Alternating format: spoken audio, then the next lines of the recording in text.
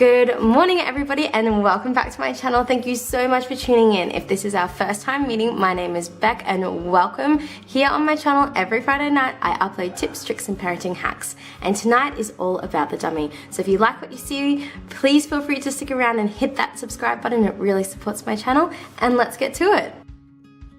Firstly, let me give you some background information about how we even got to using a dummy. So as first-time parents, we had all these preconceived ideas about how we wanted to parent, and every class that we went to before Amira was born, they told us if you wanted to breastfeed, then definitely don't use a dummy because it could give nipple confusion. And so breast is best, they said, and to just do breastfeeding pretty much. So we were really stubborn and really strong-willed and tried to do this as long as we could. We lasted 4 weeks. That was it. It was every single night Amira would be constantly screaming. I have to put her on me, and she was just draining the life out of us, to be honest.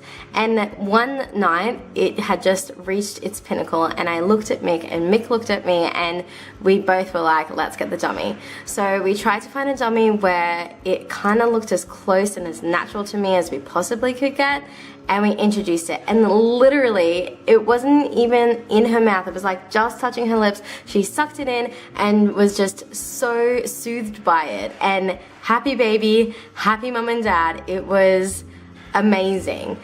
In saying this, we decided to have 2 rules. The first rule was that Amira couldn't have her dummy anywhere except for the bedroom. It was just a comforter. And rule number 2 is anytime she wanted to talk, she had to pull it out, because I was really scared that the dummy was going to affect her speech. So that was kind of like the groundwork of how she got a dummy and kind of what we put in place to make sure that the dummy wasn't going to hinder her growth and development. We can now fast forward 2 years and 10 months and she is finally off the dummy. This was no easy feat. I was doing Save Our Sleep, which is like a sleep routine, and in there it said, you know, at this certain time, try and wean them off the dummy. I tried it then. I tried it again when she was like nearly 1. We've tried it like repeatedly over the last 2 and a bit years to get her off this dummy because we just wanted to. We knew that she couldn't have it forever, and we thought the earlier we did it, the better it would be for her. And she was just so stubborn and strong-willed, just like her parents, and wouldn't take it. So we just recently changed daycare mums, and we noticed that with her daytime sleeps, she hasn't been sleeping with her dummy. And I said to Mick this would be the perfect time, because if she's not having daytime sleeps with it, she's getting into a habit and a routine of not going to bed with a dummy.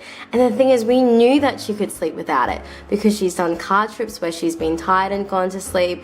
We know that when we've watched her through the monitor, like she'll go to sleep with the dummy and then like after one sleep cycle, the dummy comes out and she sleeps the rest of the night without the dummy. So she's not completely reliant on it.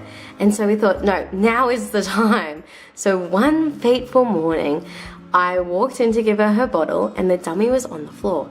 And so I picked it up sneakily and brought it to the kitchen and put it in the top drawer. And she didn't even notice that it was gone. Then that night, that is when she asked for her dummy. And so I came up with this idea where the dummy would write her a letter. As you can see, the dummy has super duper good writing. And it reads like this. Dear Amira, I'm sorry I didn't say goodbye. I love you. Thank you for the memories. Cherish Rabbi, which is her other comforter, and give him a hug at sleep. Love, Dummy. So this was the way where I kind of felt like it would give her some closure, because she absolutely loved Dummy with all of her heart, but once again we knew that she could go to sleep. She was doing her daytime sleeps without it, and it was just for that first sleep cycle that she really needed it. And so we thought now is a good opportunity, because next year she's going to kindy and we don't really want her to have a dummy for kindy. So every night, for the first couple of nights, we would have to read this letter to her and tell her once again that, you know, that's the end of the chapter with Dummy. Dummy is gone, and she would accept it. And there wasn't any big tantrums or anything like that, because we gave her closure. And then now she doesn't even ask to read it. She doesn't ask for a dummy. And yeah, that's it. That's the end of the dummy story. It's really funny because every kid is totally different. Like, this is just one bag of dummies that Amira would have had in her lifetime. And I found that when we moved. And then we've decided to keep her very last dummy with the date on it, just as a little keepsake for her, because I don't know, it's just something that represents her childhood, and it was a giant part of her life for a little bit. So as she grows up, it's just there in her memory box. Our other daughter, Zoe, is a whole different story. We didn't even get to any stage with a dummy. We tried. It wasn't for the lack of trying. She literally used me as a 24/7 comforter, and my husband tried to get her to take to a dummy to give me some time off, but she wouldn't. And so we don't have to go through this weaning process with Zoe. Now, this is our story. It was a story that took a long time in the making, 2 years and 10 months. And it wasn't for a lack of trying.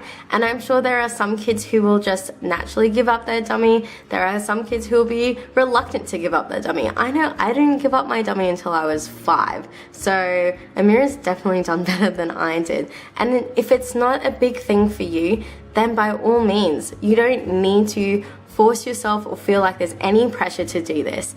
We just felt as a family, because Amira is going to kindy next year, we didn't really want her to take a dummy with her, because what happens if she goes to kindy and she needs a dummy and she doesn't have it, and then that's just a whole extra lot of chaos that she doesn't need to experience.